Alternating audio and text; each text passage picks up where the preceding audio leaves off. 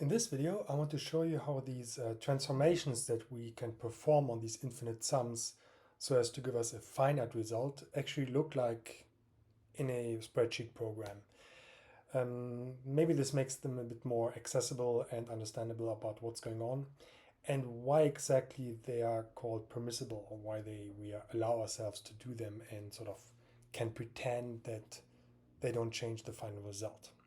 Unless they do, because if we don't perform them, we get an infinite result. If we do perform them, we get a finite value like -1/12. So let's start with this series, also called Grandy's series. So 1, -1, +1, -1, and so on. What does that sum to?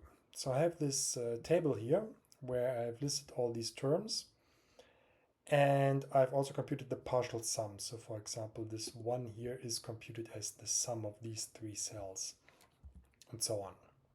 And of course, these partial sums don't converge. They always give us alternating values of 1 and 0. And I mean, this never changes. But we have this intuition that on average, the sum is 1/2. And let's actually take the average literally.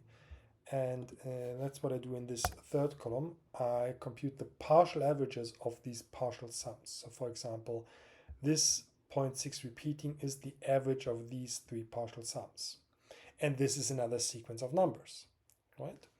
So this sequence of numbers seems to be much more well behaved. It will, well, sort of swing around 1/2. Actually, I think it will, well, every other time it is exactly 1/2, and every other time it is slightly larger than 1/2, but it converges definitely towards 1/2. So for example, this here is the average of all these ones and zeros, and there's just one more than 0, so it's a bit larger than 1/2. And we can sort of imagine that if we perform the average over the infinite number, the infinite sequence in the second column, we get exactly 1/2.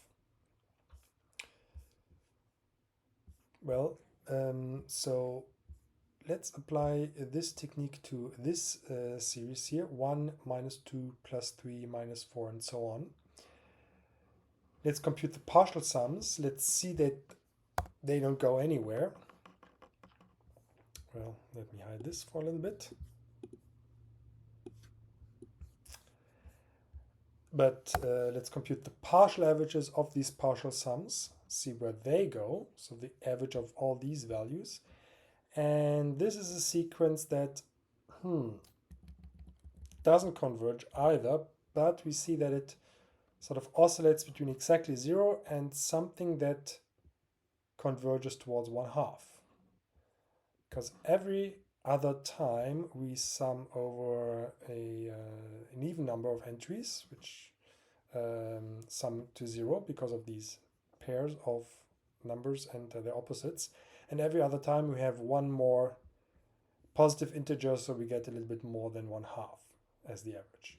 But this is a sequence that, well, we've learned how to compute what its limit value on average is. Well, let's just compute the partial averages of these partial averages of the partial sums. And now we get a sequence that converges towards, well, the average between 0 and 1/2, which is a quarter. Now, of course, here things start to get a bit less intuitive, because when we look at this sequence of numbers here, this one, we don't see a quarter in anywhere. But, well, in a sense, it is there, because whatever this sums to will always be slight. If it is not exactly 0, it is slightly towards positive. We always get the positive value before the corresponding negative value. So in that sense, this sequence of numbers, this series of numbers, is a bit lopsided towards the positive. And how much is it lopsided? Well, on average, a quarter.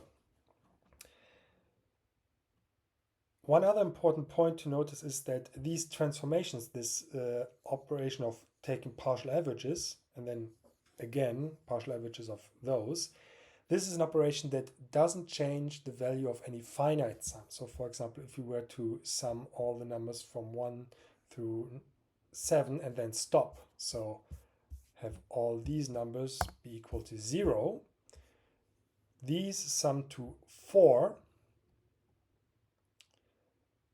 but these, well, hang on, and then we have zeros.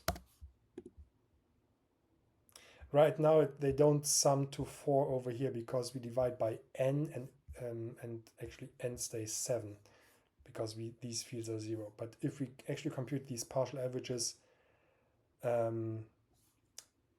with actual zeros here, so n increases, we should get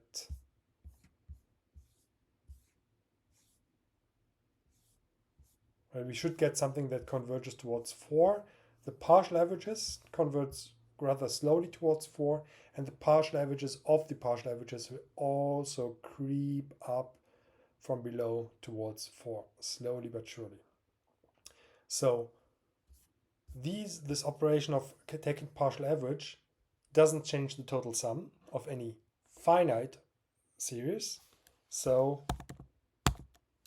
if we apply it to an infinite series, in that sense, we have extended the notion of infinite sum to series that don't converge in the usual sense. All right, now let's apply this same technique to the sum of all positive integers. And here it breaks down. Why? Because we have all positive numbers and not negative values that bring the average closer to 0 again.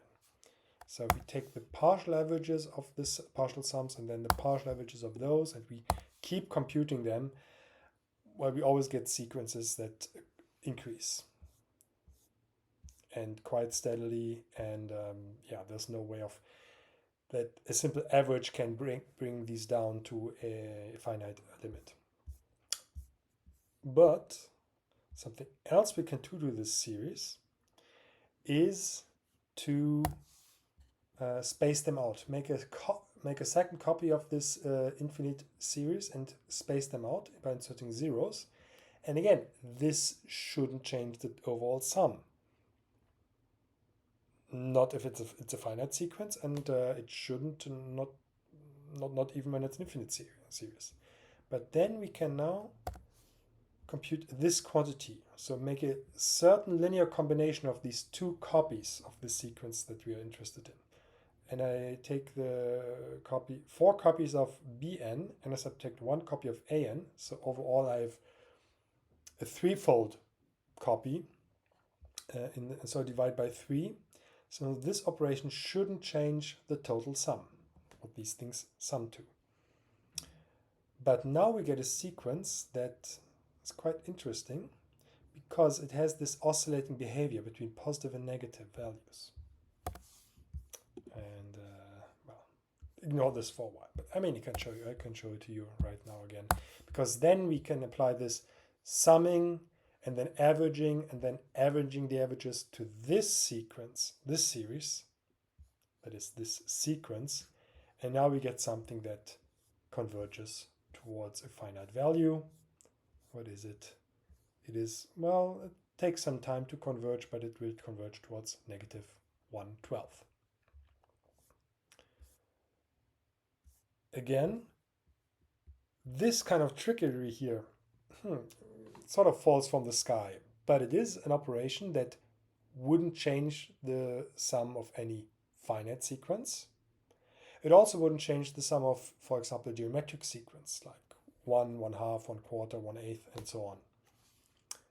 But what it does, it changes the sum of any sequence that usually would sum to infinity.